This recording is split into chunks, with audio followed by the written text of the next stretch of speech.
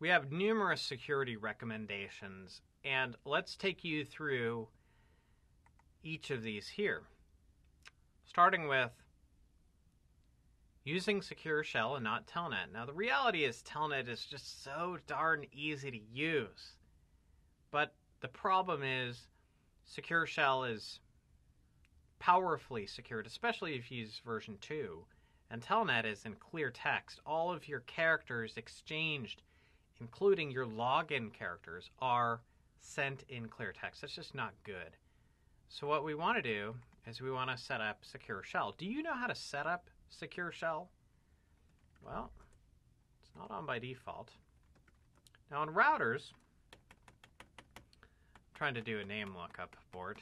Control-Shift-6 does it. Just keep on pressing Control-Shift-6. Now on routers, sometimes you can do auto, secure, SSH. I think I can do that here. Auto, secure, SSH. No, doesn't look like I can do it on that operating system. But on switches, we have to do this really from scratch, and it's a good thing to do it from the top of your head. I'm going to do this on ASW2, by the way. So, show. I don't have this running. I don't have anything prepped. So let's go in and prepare Secure Shell. It's one of the first things that I do.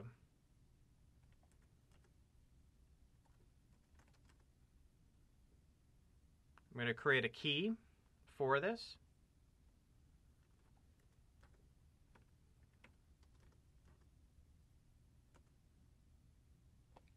Now, a key is needed for Secure Shell, but you also need a domain name.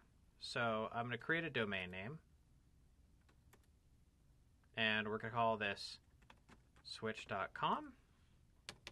I'm going to up arrow do that same command, and then we're creating our crypto keys. It took us 3 seconds to do that. Wow.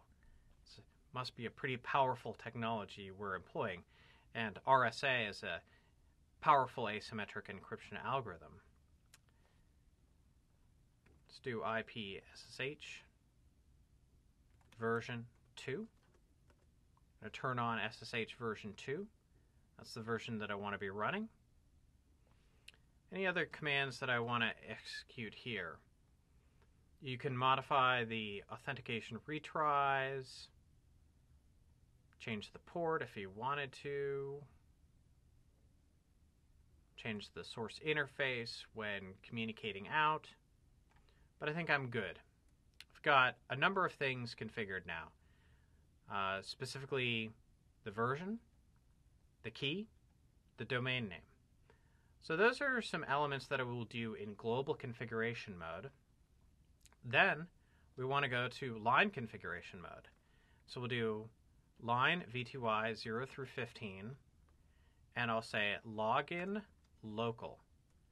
And that's really imperative because Secure Shell is based on users logging in, not just blind connections. And I'm going to do transport input. This basically says what protocols can come in. You could allow for both Telnet and Secure Shell if you wanted to, but we want to turn off Telnet. That was one of the recommendations. Let's just be really clear.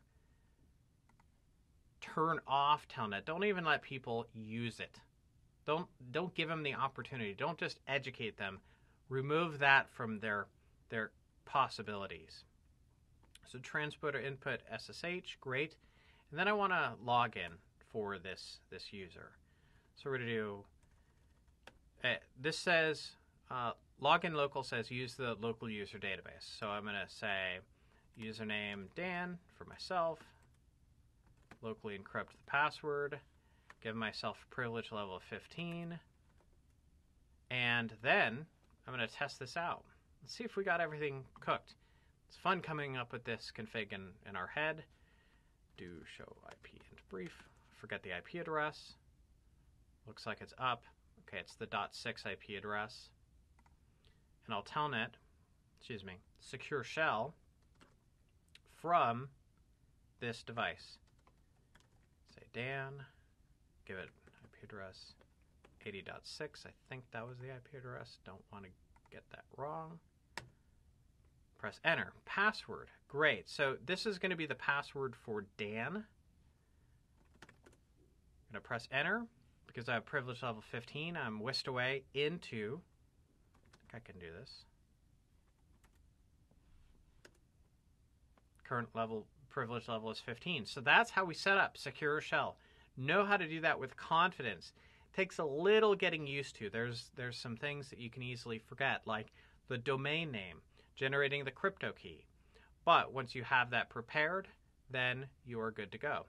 Let's also just check a few things while we're at it. We'll do a show users. It shows us that the username of Dan is coming in on the VTY0 line. Good. It's trying to do some resolution.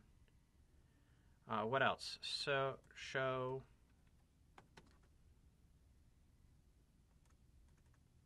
SSH. We'll just press enter there.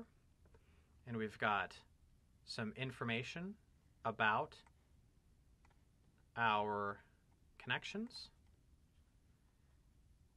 I'm going to log out, by the way.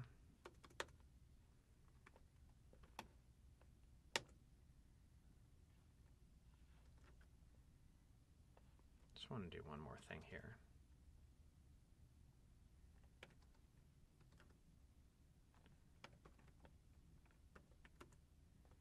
So you can also specify the version there.